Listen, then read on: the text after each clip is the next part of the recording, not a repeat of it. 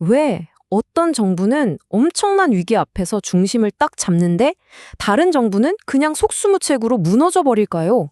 아니, 완벽한 계획에 최고의 전문가까지 다 모셔놓고도 왜 실패하는 걸까요? 자, 오늘 이 문제의 핵심으로 한번 제대로 뛰어들어 보겠습니다. 알고 보면 문제는 계획 자체가 아니었어요. 바로 그 계획을 너무 굳게 믿어버린다는 것. 거기에 문제가 있었습니다. 네, 바로 이 질문. 이게 오늘 우리가 파고들 핵심인데요. 이게 단순히 운이 좋았거나 특정 리더 한 명이 엄청 유능해서 그런 문제가 아닙니다.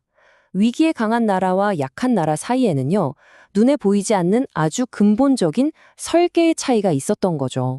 와, 지금 보시는 이 변화 정말 흥미롭지 않나요? 패러다임이 완전히 바뀌고 있다는 신호거든요. 예전에는 정부의 목표가 미래를 정확하게 맞히는 거였어요. 하지만 이제는요, 예측이 틀려도 괜찮은, 그러니까 어떤 상상도 못한 미래가 닥쳐와도 끝까지 버텨낼 수 있는 생존 능력, 그 자체가 새로운 목표가 된 겁니다. 자, 그럼 먼저 왜 기존의 방식이 더 이상 통하지 않는지부터 좀 살펴볼게요. 이걸 저희는 예측의 함정이라고 부릅니다. 바로 이 일직선 모델이 문제입니다. 정부는 일단 미래를 예측하고 그 예측을 바탕으로 완벽한 계획을 세우죠. 그리고는 그 계획대로 모든 걸 통제하려고 합니다. 근데요, 예측이 조금이라도 빗나가는 순간 이 잘 짜인 시스템 전체가 와르르 무너져 버리는 거예요. 복잡한 현대사회에서 예측이 틀리는 건 예외가 아니라 거의 당연한 건데도 말이죠. 이 문장 하나가 모든 걸 설명해 줍니다. 후쿠시마 원전 사고 때 일본 정부는 분명히 지진과 쓰나미를 예측하고 있었어요. 그런데 자신들이 정해놓은 예측 범위를 넘어선 이른바 상상 밖의 시나리오는 아예 생각조차 못한 거죠. 결국 예측이 오히려 상상력을 가둬버리는 족쇄가 되어버린 겁니다. 그렇다면 낡은 방식이 실패한다면 새로운 해법은 뭘까요? 바로 여기에 새로운 플레이북, 대응 중심 행정이라는 개념이 등장합니다. 이 새로운 모델은요, 서로 톱니바퀴처럼 맞물려 돌아가는 딱 5가지 핵심 역량 위에 세워져 있습니다. 이게 바로 예측 불가능의 시대를 헤쳐나갈 정부의 새로운 무기라고 할 수 있죠. 이 5가지가 동시에 그리고 유기적으로 작동할 때 비로소 국가는 불확실성 속에서도 무너지지 않는 힘을 갖게 되는 겁니다. 첫 번째는 바로 초예측입니다. 이건 더 정확한 예측 기술 이런 게 아니에요. 오히려 정반대입니다.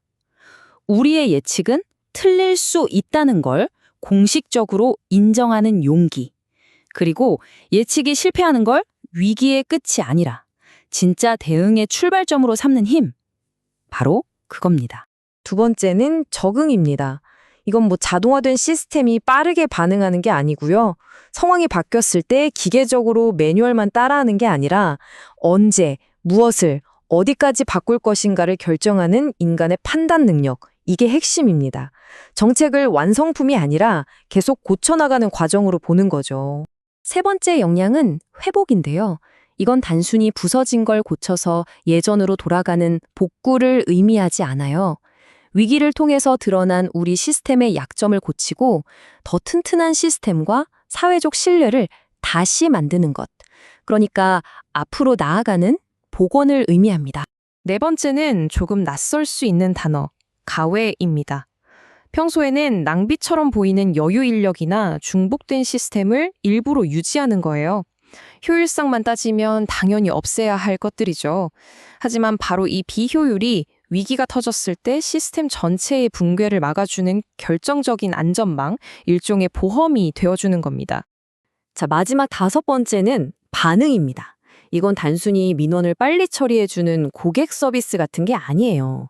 국민들의 불안과 요구가 어디서 시작되고 어떻게 변하는지를 민감하게 감지하고 정부가 우리와 연결되어 있구나 하는 신뢰를 주는 능력입니다. 정책이 국민과 함께 가고 있다는 느낌을 주는 것, 바로 민주적인 성능이라고 할 수 있죠.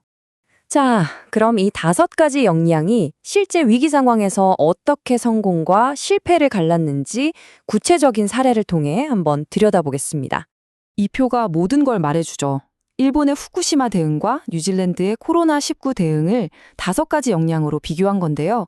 한쪽은 보시다시피 거의 모든 항목에서 실패했고 다른 한쪽은 모든 항목에서 성공적인 모습을 보였습니다. 대체 어떻게 이렇게 극명한 차이가 만들어진 걸까요? 후쿠시마는 이 5가지 역량이 없을 때 어떤 재앙이 벌어지는지를 보여주는 교과서 같은 사례입니다. 예측에 갇혀서 상상력을 잃었고 매뉴얼에 얽매여서 판단력을 상실했죠. 결국 기술적인 수리는 했을지 몰라도 한번 무너진 정부에 대한 신뢰는 다시는 회복하지 못했습니다. 반면에 뉴질랜드는 완전히 다른 이야기를 들려줍니다. 리더가 먼저 우리는 아직 모든 것을 알지 못합니다 라고 솔직하게 말하면서 초예측 역량을 보여줬어요. 또 상황이 바뀌면 정책을 바꾸는 걸 실패가 아니라 책임 있는 행동으로 보여주면서 적응했고요.